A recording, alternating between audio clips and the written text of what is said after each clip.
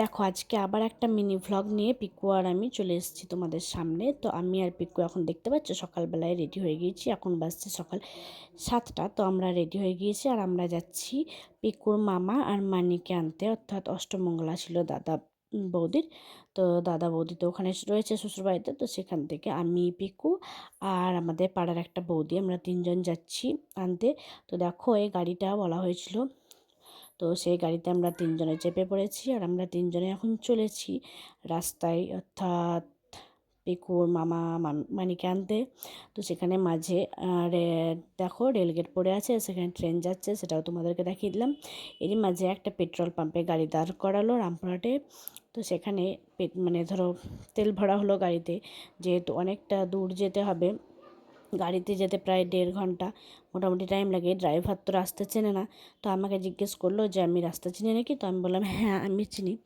তো তো সেই মতো গাড়ি চললো। এটা হচ্ছে পেট্রোল পাম্প, যেটা আমি তোমাদেরকে দেখাচ্ছি। আসলে আমার রাস্তাটা চেনা, তার কারণ আমি তো ওখানে পড়তাম, মানে ওখানে বলতে কাঁদিতে।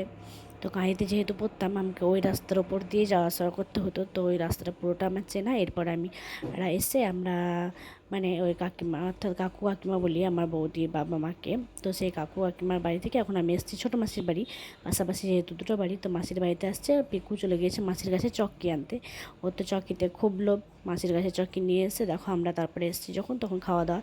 তো এখানে কী কী খাবার দাওয়া রয়েছে তোমরা সবই দেখতে পাচ্ছ। এরপরে খাওয়া দাওয়া কমপ্লিট করে আমরা আবার গাড়িতে আসছি। পিকু তো আমার কাছ থেকে মানির কোলে চেপে গিয়েছে, মানির পিকুর চরম ঘুম পাচ্ছিল, মামা 3জনেরই। তো ওরা গাড়িতে আস্তে আস্তে ঘুমিয়েও গিয়েছিলো। পিকু তো পিকুর মানে যেহেতু এটা ঘুমের টাইম, আমরা এসেছি প্রায় 11টার দিকে, মানে 11টা ওখান থেকে বেরিয়েছি। তো পিকুর সেই টাইমটা ঘুমের টাইম, ও ডেলি ওই টাইমে ঘুমাই। তো দেখো 3জনে ঘুমাচ্ছে আর আমি বসে বসে ভিডিও করছি, যেহেতু আমার ভালো লাগলো দৃশ্যটা। খুব একটা ভালো, মানে খুব মানে তৃপ্তিকর একটা পরিবেশ। তো যাই হোক, সেই জন্য আমি ওই টাইমে ভিডিও করে নিয়েছি। কেউ কিন্তু জানে না, যদি পরে জানতে পারে হয়তো রাগ করবে। তো যাই হোক, যা করবে করুক, মানে রাগ করলো তো কী হলো, ও তো আমার ছোটো বোন বৌদি, সে ঠিক আছে। তো যাই হোক, দেখো 3জনে ঘুমে ঢুলে পড়ছে, একদম ঘুমিয়ে গিয়েছে। আর পিকু মানির কোল ছাড়া ঘুমাবে না, তো মানির কোলে গিয়ে ঘুমিয়ে পড়েছে। এরপরে বাড়ি এসেছি, বাড়ি এসে আমাদের ফিস্টের আয়োজন করা ছিল, যেহেতু মেয়ের বাড়িতেও ফিস্ট দিতে হয়, তো আমাদের বাড়িতেও ফিস্টের আয়োজন করা ছিল। তো সেখানে দুপুরে খাওয়ার, তো সেখানে আমাদের প্রায় 25-30 জন ইনভাইট ছিল।